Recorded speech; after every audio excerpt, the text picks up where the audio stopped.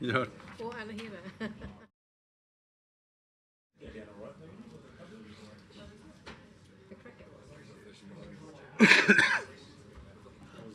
Right, kia ora koutou and welcome back everybody.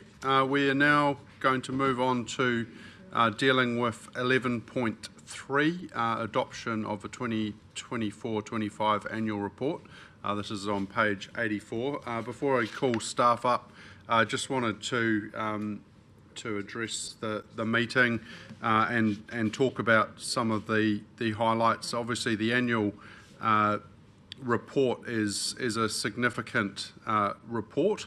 It shows what us as a community has done over the past 12 months, and I just want a moment to reflect, and it captures a pretty significant year of transition for Tauranga City Council. 1 month into the annual report period, our city returned to a democratic governance.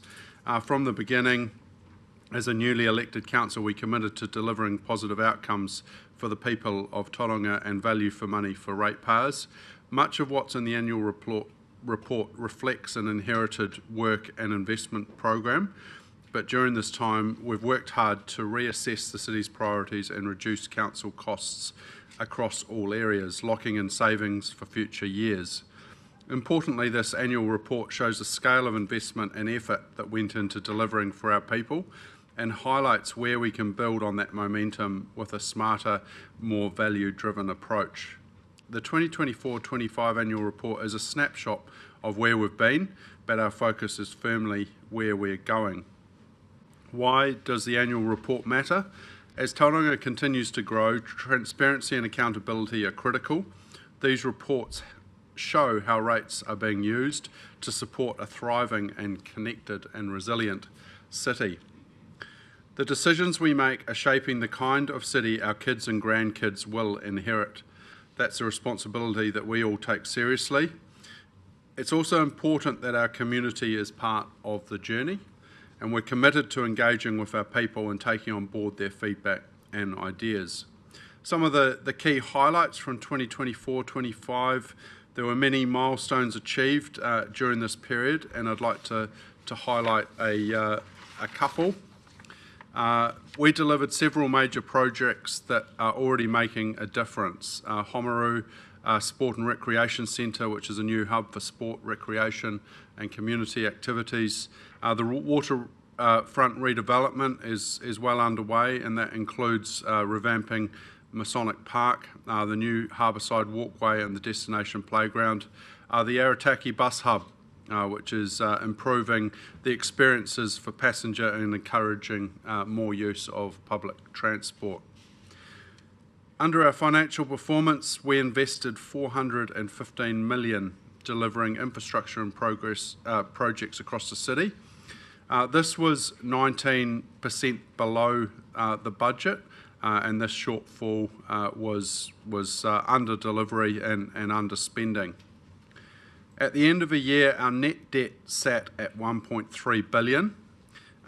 This is quite a key metric because it is 10% below the budget, or $138 million less than budgeted, and that is a good result, for the city, and certainly it answers a number of the questions of some of the doubters through the election period, saying that debt is always higher than the long-term plan. Well, it's significantly under what the long-term plan had budgeted at this stage in the cycle.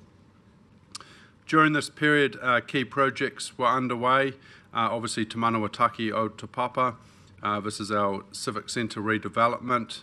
We endorsed this early in our term using a debt-funded approach, which provides much better value for money, and that is a big part of what will be the revitalised city centre. Developing local spaces was a highlight. Obviously, the Maryvale Community Centre was delivered, and the planning is underway to deliver in Gate Pa.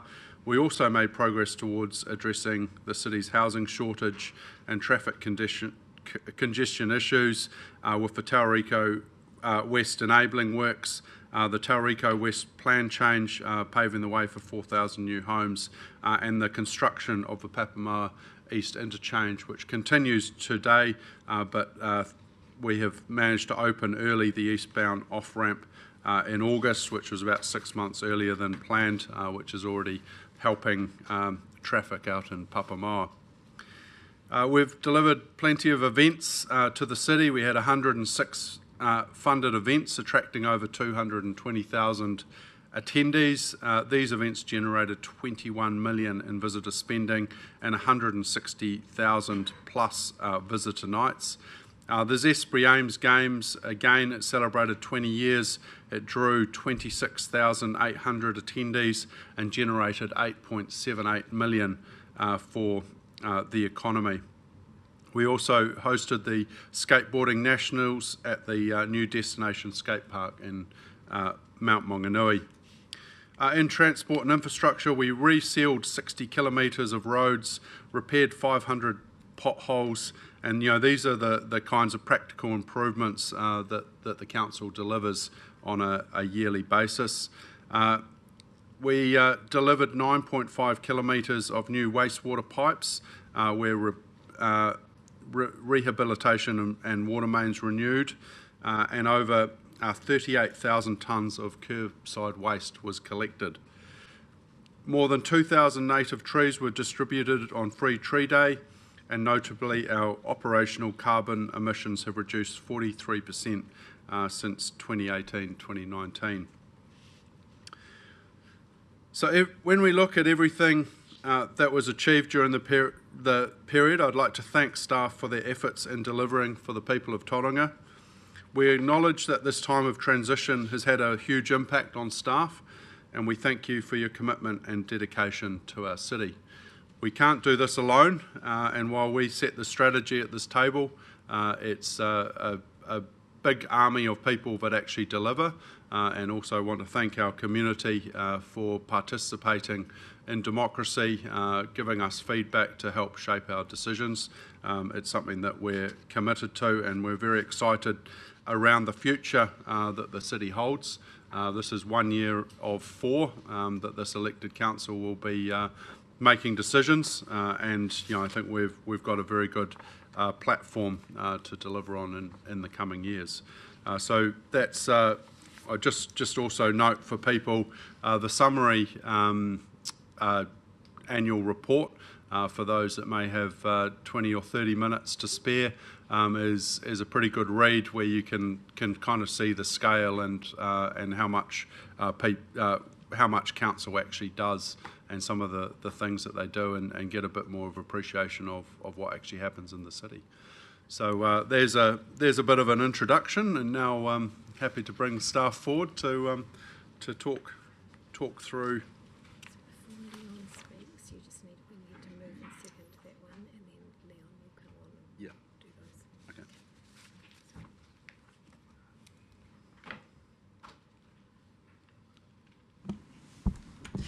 Good afternoon. We made it. So the process for adopting the annual report is for you to receive the annual report. Then you will receive the audit report, which we sent through last night. Then you will adopt the annual report.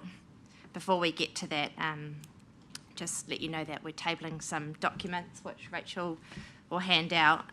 The first one is the highlights document, which the Mayor just summarised really well, thank you. The second one is the key financial metrics table, which is in the cover report, and that's just been updated for the changes we've been working through for the last couple of days. The third is the SOCRA or P&L, profit and loss, and the balance sheet, which I've put yellow highlights on for all the items that have changed as a result of the changes that we've been making over the last few days. The full document, the summary and the highlights as they are now have been uploaded into Stellar in the last hour. We've provided you with some detail this morning around the changes that we've been making, and I'll just briefly talk to those now as well before we go into any questions for myself, the team, or Leon from Audit New Zealand. So there have been many internal and audit review tweaks throughout the document to get everything lined up across the, I think, 400 odd pages, and the notes to accounts. But the significant changes that we've been working through for the last couple of days relate to the accounting treatment of the 90 Devonport Road building lease, the recognition of the Stage 2 Marine Precinct delayed settlement, and a correction for a NZTA claim that was accrued at year-end and then denied. So you were sent detail this morning around the 90 Devonport Road lease, and so I'll just reiterate what we sent through this morning. So previously we had recognised this as an operating lease, which is quite a simple accounting treatment where you just recognise that operating lease expense in your P&L, and that would go through the other operating expenditure line in the P&L. Since we had only been in the building for a few months this year, it was a $1.4 million expense in the P&L. After working with audit on the details, we've agreed that this is actually a finance lease. And what that means for the accounts is that that $1.4 million lease expense, which is in the other operating expense line, gets taken out and it's replaced with depreciation and interest costs. The depreciation is $670K and the interest cost is $1.1 million. So there's a almost $400,000 increase in expenditure due to that accounting treatment. On the balance sheet, it means that we gross up both sides of the balance sheet. So we recognise a $82 million asset, which is the right of use asset for the building. And then we also recognise an offsetting lease liability for $82 million. In terms of the Marine Precinct delayed settlement for Stage 2, we've recognised this $10 million term loan as a financial asset on the balance sheet, and that's split across the current and non-current assets you'll see in the yellow highlights.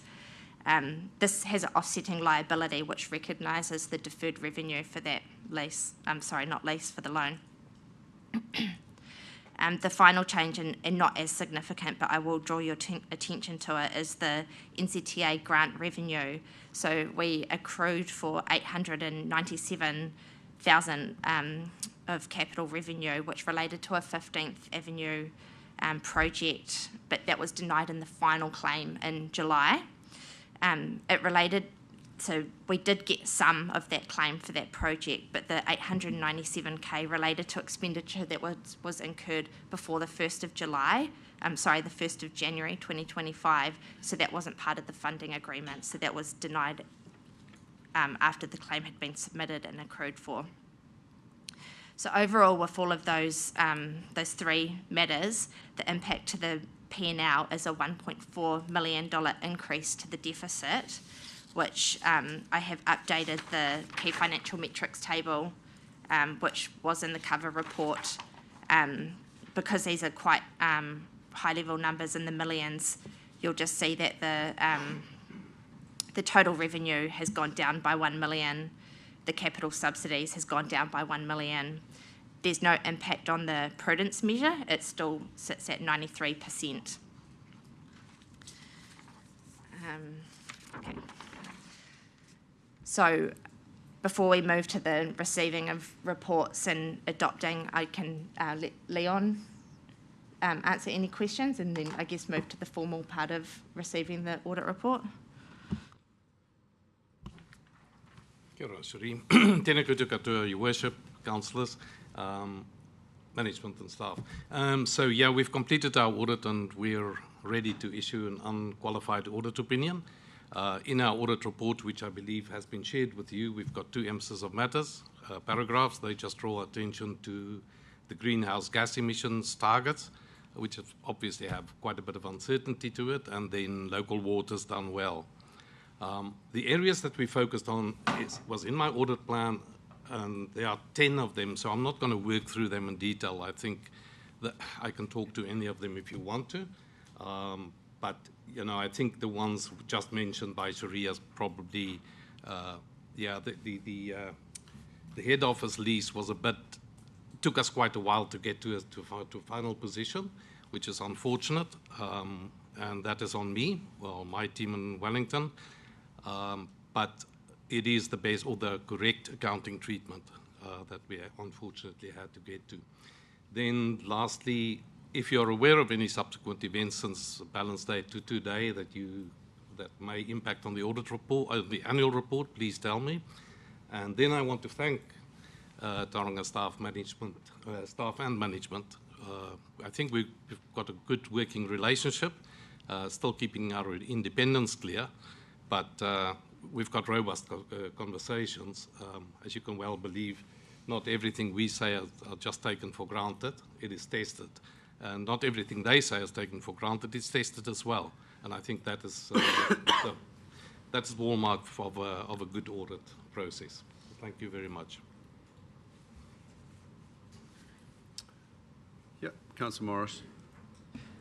Thank you, Mayor. I'm just picking up on that 400,000 that you mentioned in terms of the difference, just for my understanding. So we're shifting from the operating lease to a depreciation and interest entry. Do those two net out? Is there like nil impact on the ratepayer? Or what was this 400K? Can you illuminate me on that? Thank you. There is no impact to the ratepayer. We pay the operating lease as per the contract. It's purely accounting treatment that has the assumptions that sit behind the modelling for the finance lease. You have to assume a interest rate. You have to assume a useful life of the asset and everything like that. And so that's what drives the difference there, but no impact to the ratepayer. Councillor Taylor. Not an expert in this area of any way, but to me, common sense would say if we have an $82 million asset on our balance sheet and there's an entity out there somewhere which has a corresponding asset, how does that get treated for tax and other issues that may be out in the... Someone else has got a better answer than me. So there's a lessee and lessor accounting standards, and where, in your case, you recognise the asset, it is expected on the other side it won't be recognised as an asset. Unfortunately, the accounting standards don't go far enough for me to go and test what is happening well, even in your case. It's just how you should treat it. Because I'd almost guarantee you that they don't see it this way. Would that be the case? Yeah, so when I'm talking about the other party that actually... Yeah, the other party is probably an income tax payer, and not being a tax accountant myself, I would suggest they get sufficient advice to see what is the best way for them to treat it tax-wise. I was a tax accountant a long time ago. That's outside the scope of my audit, sir. Thank you, Leon. You say that you feel the accounting treatment is correct in the end. I guess from my take of it, they've really narrowed in and manipulated the numbers to make it work. So my question is, if it looks like a duck and walks like a duck, is it not a duck but you call it a cat? Fair comment, Your Worship. I vehemently disagree that our technical team, which is part of the Auditor General's office, would manipulate any numbers or facts. As far as walking and talking and what it should be is concerned, we're talking about the accounting standards. Yeah. We're not talking about logic. So, yeah, with all due respect to the standard writers. I'd argue on a technical point that we lease the land and building. You've taken the land out of that equation to then create a formula. So I'm not saying you're wrong. I'm just saying you've manipulated the numbers to suit your narrative. And I just think I think this is an important piece because I am an accountant and I understand and there's always a grey area, and you've obviously made the numbers work on your side of things, but it's not black and white. And I think, in this case it could be, but generally when you look at the accounting standards, you look at all the different factors, not just one. And that, I understand where you're coming from, and we did look at everything, and I mean, PwC had a view, management had a view, and us had a view which agreed. But one of the guys in Wellington is part of the accounting standard writers, and he says what's the intention of the standard, and using that argument, then I'm basically stumped. Okay, so no, that's good. Yeah, to understand it's the interpretation is different. Yeah. Okay. Sherry, can you clarify, like in response to Councillor Morris's question, no impact to ratepayers? I'm just a bit concerned that that's got to be taken within a certain context. And in terms of the actual numbers before, what was when it was treated as, what was the word, like operating lease, what was the number then, and what is the, for the OPEX in total, and what is the number now to OPEX in total? Because I thought I heard it was 400,000 difference, and that would directly impact ratepayers. So the cash expense is the operating lease, which is in the contract. That's one for the 3 months that we were in this building. That was $1.4 million. That's what we would, when we're budgeting to strike rates, that's what we would strike rates on, is the operating lease cost. The total amount that is going through the P&L now under the finance lease is 1.8. Head maths again. But that is not a cash expense, so that does not impact the ratepayer.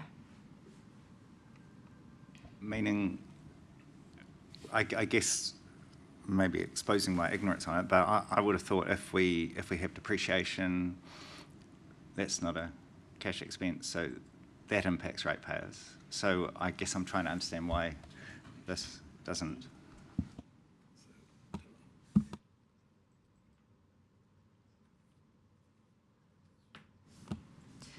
There's no impact this year because we've already paid that lease.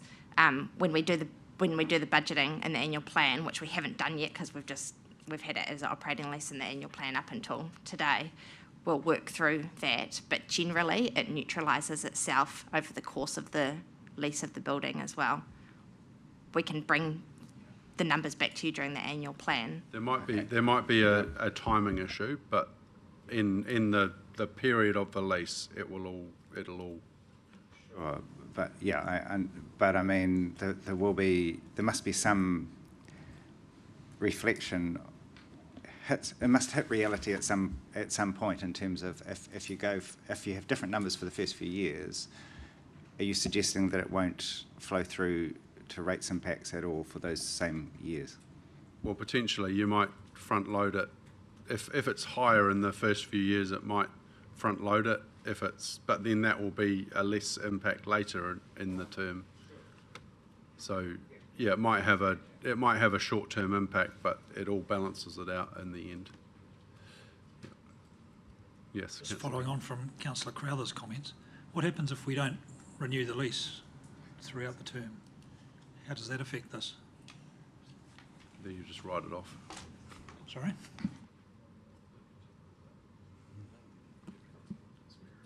So Marin is our technical accountant and he's going to answer that question. The calculation that Audit Technical was based on a 15-year lease, which is what we signed, and then a free 5 years, so 30 in total. If we only go to 15, then that totally changes the numbers. So it's the duration of the 30-year period that has created their entry. If we stuck to the 15 and then didn't renew, that would totally change this transaction from what they've sort of. Sorry, so that's actually my question is, if we pull out at 15 years, what happens then? Well, we'd have to recalculate all the numbers as that sort of got up closer and then rejig the because it'll change the balance sheet numbers and the lease and the depreciation, so, because it's based over the 30-year term. So, That's why they're calling it a cat, not a duck. yeah, Yeah, Councillor Cratland. Can I ask Leon, what was the discount rate you used in the present value analysis? Do you use Treasury's updated, seeing it's a big topic of interest across the country at the moment from those articles? Ooh, we used 5%, 5.5%.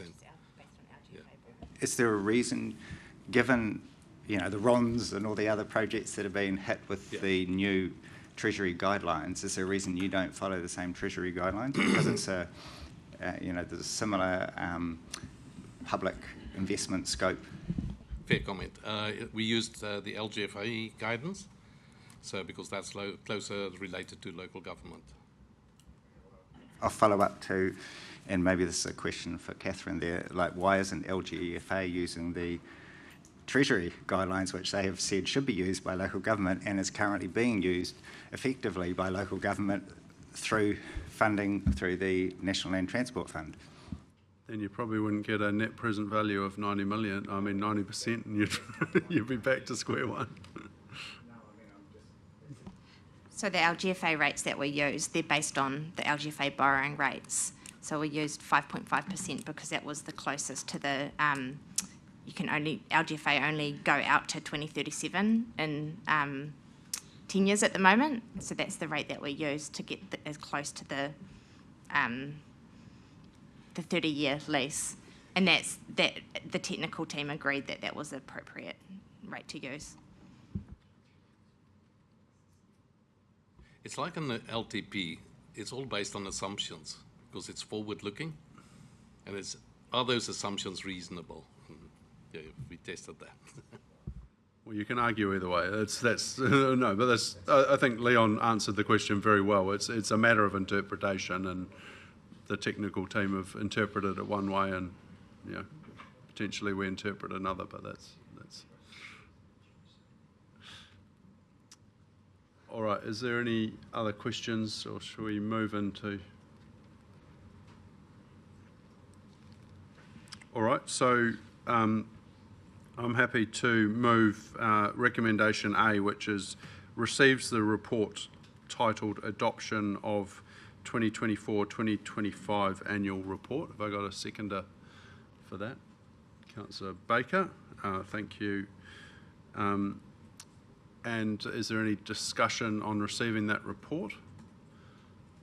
We can have a discussion later if. So, okay, if we're happy to receive, we'll say all those in favour of receiving the report. Those against? That is carried. Now I'll hand back to Leon. He's going to... Oh, Your Worship, I don't have anything more to say. And my audit report has been circulated. Yeah. So, yeah. Okay. So, therefore, I'm going to move through to B. And that is receiving the audit report on Tauranga City Council's 2024-2025 annual report. Again, I'm happy to move that. We've got a seconder. Councillor Schuler, thank you. Is there any discussion on that? I'll just make the comment. Obviously, we probably got a slightly different interpretation, but in the scheme of it, over the long period, the financial treatment ends up being the same, with no sort of, there might be some timing issues, but it ultimately ends the same, and so it's I don't believe it's worth going and having a fight over this issue. We're just happy to accept that we have different opinions and move on. Thank you very much to Audit New Zealand and Leon for your time in doing that. So now I'll put that to the floor. All those in favour of receiving the Audit NZ report on Tauranga City Council's 24-25 annual report? Aye. Those against? That is carried. Thank you.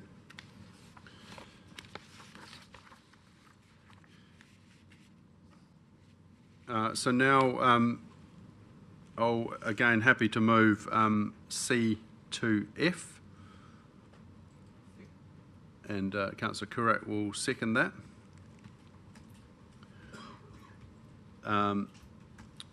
Obviously, gave a pretty good introduction. I think, there's some work-ons, and we're very keen to continue our work on reducing our operating costs, delivering the value for the ratepayer through our capital program. I note our debt position is in a good spot where we are right now, but we can always do better and continue to work. And a number of a big part of that reduced debt is because we've under-delivered in our capital program over the past 12 months or 15 months.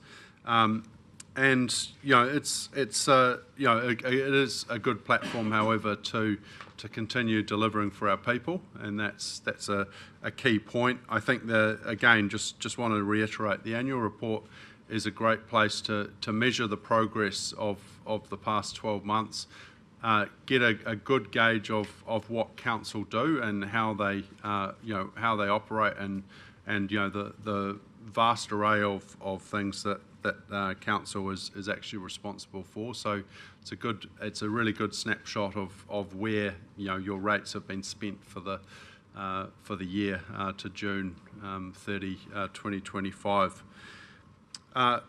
So that's it is what it is, and we look forward to continuing to keep the pressure on and make sure that as we go forward, as we get more control over the decisions that are made, that our priorities come through, and we continue to deliver for the ratepayer and keep rates as affordable as possible. So that's all I have to say. Councillor Kurak.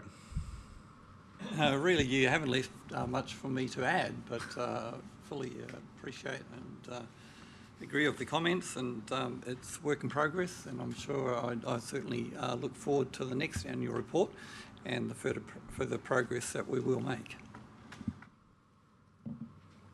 Any other discussion on the annual plan? Yeah, Councillor Crowther and then Councillor Taylor.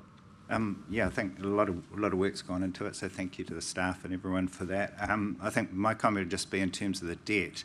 I think we have to sort of see it in the context of the CapEx program, and it is the first time that we've had, a significantly lower, to this extent, lower CapEx investment that has actually meant there's a decrease in the CapEx from year to year.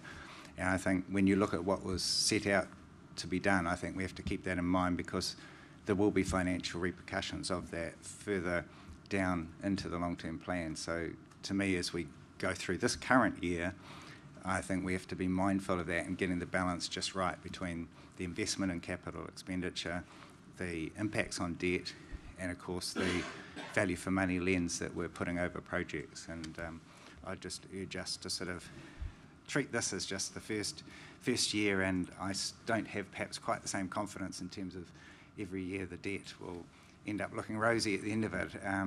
If we do the CapEx, and that's the question that we have to address at some point, what are the capital programs we're going to continue with?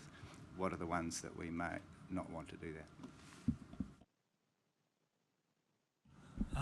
I'd just like to acknowledge the Mayor's comments early on. I think the tendency with this thing, and I fell in that trap, is to look at it as 365 pages of numbers and other bits and pieces, but there's a reality that goes with this, and I think the Mayor summarised that very well. There's things we've delivered for the community. This is our year in a nutshell, and I again agree with Councillor Crowther. The staff have done a great job in getting this together as a big document, but we do need to remember it's more than just the paper, it's the stuff we're doing out in the community that really, really matters. Thank you, Councillor Taylor. Nice comments. Any other comments on this? There's no more. Just thanks again to all the staff, especially the last couple of days working under pressure, and thank you to the auditors as well for getting this to us today, because it was looking a little dicey in the last few days that we'd get it. So no, appreciate all your hard work, and Now I'm going to put C to F of that recommendation to the council. Ask all those in favour. Those against. That is carried. Thank you very much. It's just the closing karakia. Yeah. So that now ends our meeting today. And I'll go back to Councillor Baker if he could give us a closing karakia. Thank you. Ai, tēnā tātou, kia ai o te rangi, haumi e hui e, tae ki e. Thank you, everybody. A good day, and again, just would say go and have a look at the, if you've only got a little bit of time, the 50-odd pages of the summary of the annual report. But I declare the meeting closed at 1:35. Thank you.